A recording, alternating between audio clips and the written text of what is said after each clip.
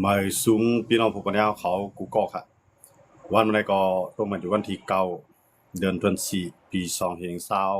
2026เขาขามาโคทมยากันในข่าวยามกลางวันกันเนาะวันนี้ก็เขาขามาโดยลองคืบหน้าปังตึกอเมริกันและอิหร่านรวมบาดังอิหร่านและอิสราเอลกันเนาะปังตึกตั้งตาวันออกกลางปอกกำในเฮ็ดให้ตุ้มย้อนต่อคนในลุมฟ้าค่ะได้ว่าได้รับพรหายจากซ้อมเหมือนกันเลยครับเนาะก็ในเฮามาด้วยวายเสอิหร่านและดังอเมริกันได้ปืนเผากึดตึกกันเข้าดัง14วันอันนั้นก็2อาทิตย์ครับเนาะ2วงในครั้ง2วงในได้ก็เป็นคักตอนอันตาได้อุโภกันสิเลยให้พอเปลี่ยนปังตึกอันขึ้นกว่าข้าวยาวเป็กซัมว่าได้ตกลงกันซึ่งนั้นไว้สิตาก็พอเฮาขามาด้วยภายตั้งอิหร่านเขาปืนเผาถอนข้อตกลงกึดตึกแบบขึ้นวันมื้อไหนครับเนาะในวันมื้อไหนแห่งและอิหร่านขึ้นปืนเผาถอนลองการกึดตึกล่ะเนี่ยในการตกลงกึดตึกกันนั้นป้อเอาตั้งภายอเมริกันว่าเลตั้งอิสราเอลเขาว่าได้ก็ที่เกี่ยวข้องป้าการกึดตึกตั้งเลบานอนอันเป็นจุ่มฮิตบอลล์เขาได้ตั้งอิสราเอลอเมริกันอิสราเอลในเขาหันถึงว่าอันกึดตึกเนี่ยมันเป็นตอนตากึดตึกอิหร่านก็กะใจกึดตึกตอนตาฮิตบอลล์อันเป็นดีของอิหร่านอันนั้นอเมริกันและอิสราเอลเนาะเป็นประธานาธิบดีโดนัลด์ทรัมป์ได้ตั้งเป็นจามินเนทันยาฮูตั้ง2ข้อในลาดว่าในข้อตกลงนั้นมันป้าไว้ตากึดตึกป้าฮิตบอลล์อยู่ในเมืองเลบานอนครับเนาะก็ในอันเป็นภายตั้งอิหร่านเขาซ้ำว่าเพราะว่ามีน้ำใจจัดจางมันแม่นที่ก็ลองกึดตึกอันใดตกลงกัน14วันในให้นับปาปางกึดตึกต่ออันเป็นอุลีของอิหร่านเหมือนเส้นหนังซุ่มฮิตบอลล์เพราะว่าอิสราเอลยังตึก10ตึกฮิตบอลล์อยู่แล้วอิหร่านก็เตตีถอนในข้อตกลงขึ้นตึกเสียได้ตี10เขาปังตึกขึ้นเหมือนเก่ายาวก็ตีขึ้นปีกขึ้นปังหลายห้องหมุดนะครับเนาะในบอกว่าอันใดมีลองตกลงอุโภกันไว้โจข้าวเหมือนจะหนังมีจอมพ้องหลวงเมืองปากีสถานเนาะนั่นก็เข้ามาอยู่วงกลางมันเสยาวก็ปาดังตุรกีครับเนาะอันเข้ามาตาเฮ็ดสร้างลองกึดตึกอันที่อิหร่านเลยตั้งอเมริกันโฮมบ้านอิสราเอลนะครับเนาะที่มีอันตัวหลักๆมันก็ที่มีอยู่2เมือง3เมืองนั่นก็ป้าไว้อียิปต์ครับเนาะอียิปต์แล้วก็ปากีสถานแล้วก็ที่ป้าไว้ตุรกีเนาะ3เมืองในเข้ามาอยู่วงกลางมันที่สาเพศสร้างบันให้เกิดข้อตกลงกึดตึกต่อกันก็ในอิสราเอลซะว่าปางกึดตึกอันไหนมันไหลนับสอนป้าลองฮิตบ่ลอจุ่มฮิตบุลอในย้อนเปลี่ยนเพต่อเมืองอิสราเอลได้อิสราเอลตื่นได้เลย10ตึกเพียวกว่าล่างแบบโจกาฮิตบุลอไปวางกองกลางในอิสราเอลในตื่นได้เลย10เข้าปังตึกกว่าแทงเพราะว่าอิหร่านเข้ามายุ่งจ้อมก็พร้อมตาได้ขึ้นกว่าปืดปังตึกตั้งกลางเฮาต่ออิหร่านแทงกำนึงอันนั้นเป็นจะมีเนทันยาฮูครับเนาะก็ในเพราะว่าเป็นจะมีเนทันยาฮูผู้นำอิสราเอลอันเป็นจอมพ่องลงเมืองอิสราเอลมาปืนเผาล่องในเนี่ยอันเป็นภายดังพ้องต่างน้องเมืองของอิหร่านเขาก็ออกมาปืนเผาว่าเพราะว่าอิสราเอลเนี่ยมันย่อมกึดต่อจุ่มฮิตบุลอก็อันเท่าไรตกลงกันมาลองกึดตึกก็มีความหมายสังตีขึ้นถอนตัวลองกึดตึกเสียก็ตีขึ้น10เข้าปังตึกกว่าแท่งอำว่าตีไรถึงยาวนานตานถือก็ตีขึ้นเข้าปังตึกยาวก็ตีจอยฮิตบุลออันนั้นก็อิหร่านก็ปืนเผาเป็นทางการหาแห้งไว้ครับเนาะก็ในโดนัลด์ทรัมป์ว่าอยู่ล่ะในประธานาธิบดีโดนัลด์ทรัมป์ก็ลาว่าพออิหร่านในอำเฮ็ดจอมหนังเฮาอุบกันย่าก็มีลองคืบหน้าในการอุปโภคกันได้ก็อเมริกันได้ขึ้นมาตึกอิหร่านที่อันอำยามเปลี่ยนมาสิปอกและที่อันอำยามมีมาสิปอกที่ให้มันเลี้ยวยอกย้อยเตรียมเดือสังตอนตาอิหร่านอันนั้นปันข้าวยามอิหร่านไว้ให้อิหร่านในเฮ็ดจอมหวังว่าโดนัลด์ทรัมป์ก็หลอกไว้ครับเนาะตอนนั้นโดนัลด์ทรัมป์ก็ยังรัดว่าตั้งตาวันออกกลางกูติในเข้าไปถอนทับซึกพร้อมตาได้เข้าเพียวซิมกวาดล่างเวียดตับซึก IRCC ของอิหร่านสังเกตว่า ยอมเฮ็ดจอมข้อตกลงยอมยอมปิดเส้นทางฮอร์มุซอเมริกันก็ปองว่าที่ขึ้นทุบขึ้นกับนึงบอกว่าอันกวนในลุงฟ้าวค่ะอ่อนกันดีใจมาอีกอ่อนนะครับเนาะว่าปางหลายฮอร์มุซก็ตีปืดขึ้นแล้วน้ำมันก็ตีเลียนไหลขึ้นแล้วต่อถึงมันบ่ได้แน่ตีปางหลายฮอร์มุซในเปกซ้ำว่ามีข้อตกลงกึดตึกกันในเสดาก็ตีปางหลายฮอร์มุซอันคือมาค้ำไว้อยู่หมอก3ลำ3ปากลำปลายในไปจังตรงตีค่ะเนาะปึกตึกไปต้วยว่าไผก็ตึกไปต้วยไผไปฮัดหยุ่มใจติๆนะคะเนาะตึกไปต้วยเงาลายมันก็แน่เพราะว่าอิหร่านรัฐว่าติขึ้นปีกข้อมูลขึ้นยาก็ติขึ้นถอนตัวลองกึดตึกกันในอันนั้นก็ติเฮ็ดให้หาแฮงเตี้ยมาหรือเก่าย้อนเบอร์อิสราเอลได้ตั้งอเมริกาให้เขาดึงปืนเผาไว้แจ้งเรื่องว่าหนึ่งในอันเป็นอิหร่านนั่นเต็มเลยมีเรื่องเกี่ยวกับลองนิวเคลียร์นั้นตื่นเต็มเลยมีสิยูเรเนียมอันที่มาเฮ็ดสารตั้งต้นแต่ที่เป็นเครื่องหนักนิวเคลียร์นั่นเท่านั้นเนาะกำในแทงลองนึงก็อเมริกันรัฐว่าโครงสร้างไฟฟ้าว่าโครงสร้างพลังงานเนาะมันจึงว่าเกี่ยวกับเรื่องไฟฟ้านี่แก๊สนี่น้ำมันนี่โฮมบ้านดังน้ำกินนั่นท่านเนาะว่าโฮงจัดน้ำกินจังได๋นี่อเมริกันติดทุบแบบเสียงอันนั้นโดนัลด์ทรัมป์ขึ้นออกมาหลายทางกรรมของเนาะว่าสิหลอกมาหลายกรรมขึ้นหลอกทางกรรมนึงอันนั้นได้ก็ขึ้นอยู่ที่ว่าตุรกีและปากีสถานนั้นที่เฮ็ดจึงอยู่หลายเต้ในปากีสถานในเมืองมันตั้งหนึ่งในก็ติดจับไว้อิหร่านทางตั้งหนึ่งก็ติดจับไว้ทางตั้งหนึ่งก็ติดจับไว้อัฟกานิสถานก็เนาะเมืองของปากีสถานนะครับนะแล้วก็ทางตั้งหนึ่งก็จับอินเดียก็ในขี่ซ้ำไข่ปังตึกในกึดลงกว่าก้อยกาให้เขในก็เข้ามากำซื้ออย่างเบอร์เขนั้นเลยพ่อดีอิหร่านอเมริกันก็เต็มป้อไว้ใจเขก็ต้องว่าเขในก็ชิมเอาปากีสถานในเข้ามาเป็นตัวกลางก็ในเพราะว่าปากีสถานเนี่ยมันเข้ามา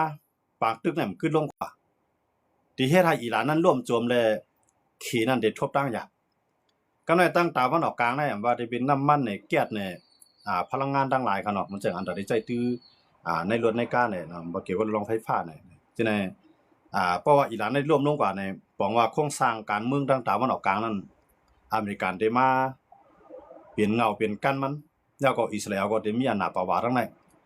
ก็ในตั้งตาวันออกกลางเนี่ยก็ได้เกื้องมาหาตั้ง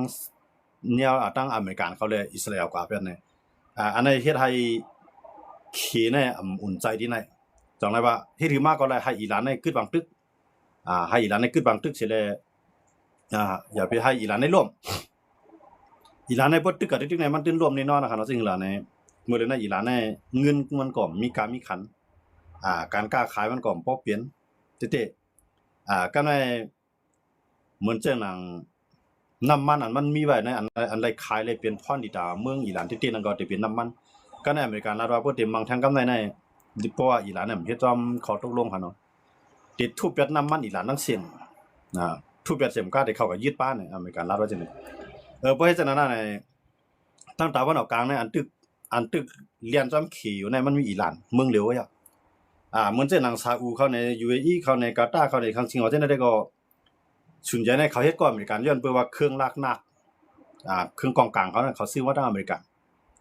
เขาก็เฮ็ดก็อเมริกันเป็นใหญ่ก็อันเป็นอิหร่านนะทำเฮ็ดก็ขี่รัสเซียเป็นใหญ่ก็ในพวกอิหร่านในก่อยลงกว่าในตั้งตาวันออกกลางในโครงสร้างอาณาการเมืองเขานั้นมันได้เกินกับจุดตาวันตกย้อนนั้นเลยต้องว่าขี่ในมันกึดไผมันกึดอิหร่านเนาะเหมือนเช่นหนังซีเรียก็ร่วมลงกว่าก็ในเหมือนเช่นหนังเวเนซุเอลาก็ร่วมลงกว่าก็ในเหมือนตั้งเอาได้มีอิรักว่าได้มีลิเบียว่าได้มีอียิปต์ว่าเหมือนตั้งเนาะว่าหลังว่าอเมริกันก็ทุบยัดหมดเอาจังได๋ก็เรียกผู้นำเขาเปียทางเนาะบางก็ส่งเมืองอะไรบางก็ขังคอให้ตายเนาะเหมือนเช่นสตาร์ฮุนเซียนเขาในมากาตาฟีเขาในเนาะเขาจะในสตาร์ฮุนเซียนในก็จะเป็นประธานาธิบดีของอิรักเขาเนาะมากาตาฟีก็จะเป็นของอียิปต์ว่าลิเบียในกันคำเพราะมันจะที่แน่ๆเมืองตั้งก็จะเป็นชายขี่รัสเซียเขาเนาะก็ว่าหลังว่าอเมริกันในกับกวนปังแวดมือปานประธานาธิบดีในปานจอดบลีพูดในเขาจะในกับกวนปังแวดแล้วก็ไล่เกื้องมาอยู่ทางอเมริกันก็ในจะมีทางอัฟกานิสถานเนาะอัฟกานิสถานในเมืองตั้งในอเมริกันในก็อุปเปิงไว้คาลัง20ปี ว่าสิถ้าปีอเมริกันในถอนทัพซึกว่าอเมริกันถอนทัพซึกปุ๊บเนี่ยมันจะน่ะตาลีบานเนี่ยก็ขึ้นกว่าเอาตั้งตัวแทนดีเคขึ้นขึ้นกว่าตั้งตัวแทนดีเคก็ในเพื่อว่าตาลีบานเนี่ยเอาตั้งตัวแทนดีเคตาลีบานในหมดเลยมันเป็นลมมองซึ่งอัฟกานิสถานไว้ครับเนาะก็ในตาลีบานก็ตั้งตัวแทนดีเคก็ในอัฟกานิสถานเนี่ยมันเป็นอันเลียวนั่งขี่ก็ปันแห้งมันก็ปันแห้งขี่ก็กะขี่ซ้ำกับปันแห้งเป็นผู้เขียนของมันแหละปากีสถานก็เลยเกื้องมาสู่อเมริกันพ้องในเป็นเงาลายของเมืองปากีสถานเฮาเนาะจึงว่า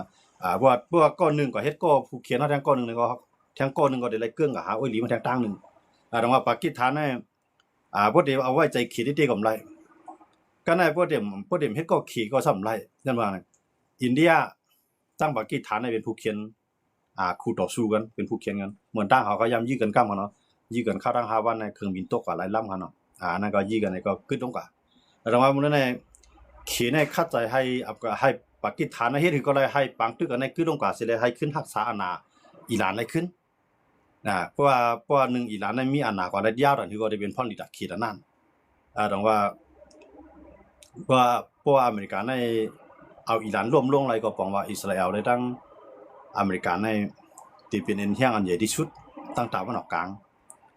ก็ในพูดด้วยตัวโน้ตทำในมันก็ใจว่าเอาผู้ใจว่าเอาลีเป็นใหญ่ที่เตียนก็เพราะมาด้วยมันเอาอเมริกันมันเป็นใหญ่เขาอเมริกันเฟิร์สเนี่ยเนาะเอาอันจริงมากกว่าอันเอาอเมริกันได้เปลี่ยนไว้ที่1เป้าหมายของอเมริกันนั้นซ้ำใครอิหร่านร่วมก็กับใครอิหร่านได้ยอมดอกมันแล้วก็พออิสราเอลแข็งมาปล่อยอิหร่านในปล่อยอิหร่านในมังอิสราเอลพวกอิสราเอลเนี่ยมีตั้งเลือกก็ได้เลยถอมอเมริกันก็ในเหมือนเจ้าหนังซาอุเขาก็เป็นเมืองใหญ่เนาะเหมือนเจ้าหนังซาอุเขาอยู่เขาจะได้เป็นเมืองใหญ่ตั้งแต่ตะวันออกกลางก็ในเขาจะได้ก็ใครค่าน้ำหนักต่ออเมริกันจันเอารัสเซียเข้ามาบ่ใครถอมอเมริกันย้อนมาเลยเพราะมีอิหร่านเขาจะได้ก็เลยกุมโหต่ออเมริกันย้อนมาจะได้เราอเมริกันเนี่ยใครให้อิหร่านล่มก็กับใครอิหร่านในยอมก็กับอิหร่านในซ้ำยอมแล้วล่ะเนาะมื้อเรียนอิหร่านเนี่ยมันยอมยันละเพิ่มยอมก็บอกว่าทีละ10มันแทงกำนึงเนาะเฮาว่าด้วยในอันปังว่าอิหร่านปืนเผาว่าเตถอนตัวออกในข้อตกลงกึดตึก14วันเพราะว่ามันว่าจังได๋มาเนี่ยโดนัลด์ทรัมป์ก็หลอกกำเดียวกันเนาะเพราะว่าถอนตัวออกอันนั้นก็ลองอุบโอ้กันเป็นลองเป็นตั้งได้ก็อิหร่านอเมริกันน่ะมีตั้งเลิกที่เลยทุบอิหร่านให้แล้วเลเตรียมโดยสังเสมิโยถามว่าจังอเมริกันที่เฮ็ดไรน่ะที่เฮ็ดไรอีกครับเฮ็ดไรให้มันแล้วไรก็ว่าเพราะอิหร่านต่อสู้ที่ก็ที่มันเจหนังเมืองอัฟกานิสถานเนาะที่ในอัฟกานิสถานในอเมริกันเนี่ยก็อุปึงกว่าตั้งลงปองจึงบ่ได้ตั้งทัพซึกไว้ในนั้นเนาะคารัง20ปีเต็มๆก็อันเป็นจุ่มตาลีบานนั้นซ้ํยอมในต่อสู้ที่กำลังคิดว่าอเมริกันยอมถอยทัพซึกก็เมืองอัฟกานิสถานนั้นมื้อเรียนเนี่ยหรือสังแล้วครับเนาะมันเป็นเมืองกวาดผ่านกว่าก็ในหรือสินั้นในปากีสถานเนี่ยก็ดีกว่าหามังเย้าก็มันตั้งเขาเนาะมังเมืองหลวงของตาลีบานตอนเมืองหลวงของอัฟกานิสถานเขาเนาะก็เป็นหลวงปองจึงตาลีบานเฮ็ดอันนี้ก็มีลองลูกใหญ่ซุ่มลงกำลื่นมาก็ขึ้นปืนผาคึดด้วยกันดังว่าปากีสถานเนี่ยมันเฮ็ดก็มหาอำนาจในกูภายจุกอยู่ภายเลยติๆนะที่เฮ็ดก็ขีติๆก็ย้อนเบิกเขซ้ำกับจอยตาลีบานเนี่ยปากีสถานเนี่ยซ้ำเป็นผู้เขียนกันก็ในที่เฮ็ดก็อเมริกันติๆก็ซ้ำมีอินเดียนั้นก็อเมริกันและอินเดียนั้นก็ซ้ำเป็นอุ้ยลีกันกำในซ้ำอินเดียซ้ำขึ้นมายิบมืออิสราเอลเลยที่เป็นอุ้ยลีกันแทนตั้งอิสราเอลย้อนมาจากนั้นแหละปากีสถานก็การเฮ็ดก็ตั้งรัสเซียเฮ็ดก็ตั้งเฮ็ดก็ตั้งอเมริกันอันนั้นเป็นล็อกอยู่ลอดของปากีสถานเนาะเมืองปากีสถานเนี่ยเป็นเมืองที่มีเครื่องหนักนิวเคลียร์เขาเนาะที่มีอยู่หมอกปัก70ลูกใครเนาะพวกเขาต้อมผิดกันเนาะในทั้ง2เมืองในตั้งอินเดียเลยปากีสถานในมีนิวเคลียร์เหมือนกันก็เตรียมพกให้ปึงกันนำติๆปองว่าทั้ง2ที่ว่าอินเดียเนี่ยเรียกที่นำโดยปากีสถานที่นึงเนาะก็กับเพื่อเอาอินเฮียงครึ่งกองกลางว่าอินเฮียงกวนว่าเตรียมปีอะไรอินเดียนั่นก็ก็กับว่าตาลีปากีสถานเนี่ยมันอยู่เลยเอามหาอำนาจ3ภายในมายันมันไว้พวกภายในเตียกมาเกื้องมาสู่ภายในอีดอนค่าน้ำหนักพวกภายในขึ้นเตียกเกื้องสู่ขี่อีดอนขึ้นค่าน้ำหนักให้นั่นว่ามหาอำนาจในที่เขาเรียนการเมืองการซึกกันอยู่ในเขาได้ใจตูเตียนเป็นส่วนใหญ่ครับเนาะใจตูเตียนเหมือนเจ้าหนังอเมริกันในหรือมามัง อิหร่านก็วางแผนเอาปากีสถานในดังตาลิบันมังกันเขาก็มังกันก้ามังเนี่ยเขามันมังคือยันมังนะตาลิบันนั้นมันเฮียงกว่าเฮียงการตึกว่าเนี่ยมันเตรียมเปียงต่อมันเตรียมเปียงปากีสถานยันปากีสถานเนี่ยมันซื้อเครื่องบินไล่รถแล้วอัฟกานิสถานในเมืองต่างในเมืองอเมริกันเขาเมื่ออุปเปิงได้ก็มันก็มีเครื่องบินเต็มท่วนครับเนาะก็กะไว้หลังมาในจุ่มตาลิบันเขามายึดนะว่าจุ่มตาลิบันเขามายึดเนี่ยอันไรที่อเมริกันตั้นไรก็ไรกว่าอันไรที่อเมริกันตั้นไรก็ปล่อยให้ตาลิบันก็ซิมกว่าเครื่องบินเขาได้เขามีอยู่ก็นั่นเพียงพอเหมือนเจ้าหนังปากีสถานนะพวกตั้งเหี้ยพวกเฮี้ยงตั้งการซึกการพวกเฮี้ยงตั้งการซึกตั้งกลางหาวครับเนาะมันเต็มเป้ปากีสถานก็กับพวกเฮี้ยงซึกจอมลิ้นปากีสถานในซ้ำเต็มเป้ตาลิบันที่ไหนคือหลานในตาลิบันเนี่ยมันยามเป้อเมริกันมากครับเนาะมันเป้อเมริกันซึ่งหลานเนี่ยมันอยู่ในคูในถ้ำในลิ้นเพราะว่าอเมริกันมากออกมายื้อเพราะอเมริกันได้ขึ้นยื้อมันขึ้นเขาถ้ำขึ้นเขาในหูลิ้นเขาอุโมงค์เฮ็ดในตาลิบันเฮ็ดในที่อเมริกันในซึ่งมันก็ซุ่มนำซึ่งมันก็ซุ่มในเมืองอัฟกานิสถานในที่มีอยู่หมอกเสียเฮงโก้ในขณะนั้นเขาปล่อยข่าวได้ครับนะที่มีหมอกเสียเฮงโก้ซึ่งอเมริกันก็ตายครับนะลงว่ากำในพวกตัวโน้ตทำเนี่ยมันมีตั้งลึกเตี้ยๆในตัวโน้ตทำในติดตึกใครอีหลานในยกย้อยพวกเฮ็ดอันนั้นในขึ้นมาแจกเมืองเวียงอันไหนปืนเตียนไหนให้เอาปันเป็นปืนตีเจ้าเครือไหนนะมันได้มีเจ้าเครือหลายเครือเขายึดกองกลางนำหน้าครับในเมืองในเมืองของอิหร่านครับเนาะมันได้เฮ็ดจังนั้นว่ามือเดียวในตัวโน้ตทำในมันเป้าหมายของมันในแห่งเลยมันไปมังกำสื่อหลานว่านะเพราะมันมังให้ไหนเป็นหมดในอิหร่านเนี่ยมันเต็มมีช่างสายเมียวเต็มจังต่อรองต่ออิสราเอลเขาไล่เต็มจังต่อรองต่อซาอุเขาUAE เขาไล่จังว่าอเมริกันในใครรักษาอาณาของอิหร่านไว้ดีนะก็อิหร่านซ้ำหูแข็งป่วนอะไรแหละตัวโน้ตทำกับผู้ที่เฮ็ดจังครับเลยนะถอยก่อมจังคืบกว่าตั้งนาก็ไปจังเต๊ะว่าอิสราเอลนั้นอเมริกันเนี่ยมันดีเลยที่คุมอิสราเอลนั่นค่ะน้องมื้อเดียวเนี่ยมันเพราะมันปล่อยอิหร่านร่วมลงกับเต๊ะใน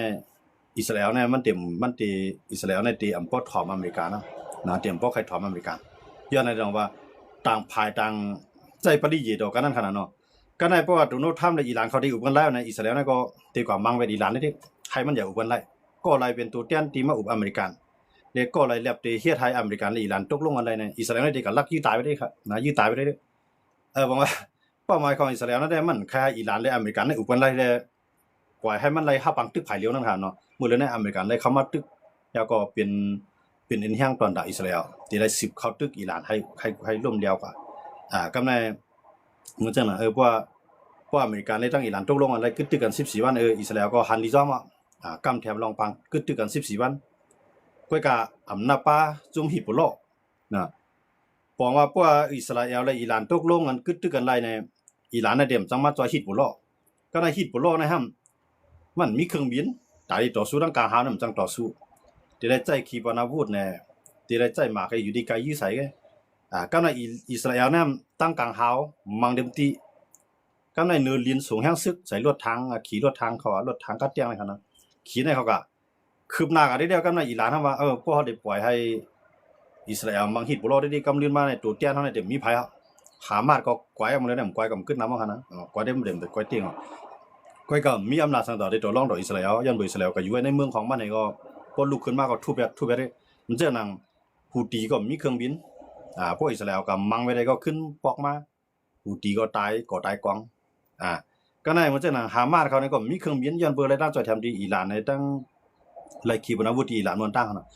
ก็ในเผื่อไล่ตึกกันหน้าอเมริกันในอิหร่านเนี่ยมันจังส่งขีปนาวุธปันฮิตบุโรมันจังส่งขีปนาวุธปันฮามาสเขามันจังส่งขีปนาวุธปันซุ่มฮูตีเขาย้อนเลยจังว่าอันไหนเป็นข้าวยามดีตอนตาตับซึกIDF ของอิสราเอลเขาตรงว่าอิสราเอลก็ปางตึกในต่อให้อเมริกันเขาตั้งอิหร่านตกลงก็ไปมีลองเกี่ยวข้องสังกันตั้งฮิตบุโรกำในเป็กสมัยอิสราเอลและตั้งอิหร่านในไล่ตกลงขึ้นตึกกันกว่าในสิตาก็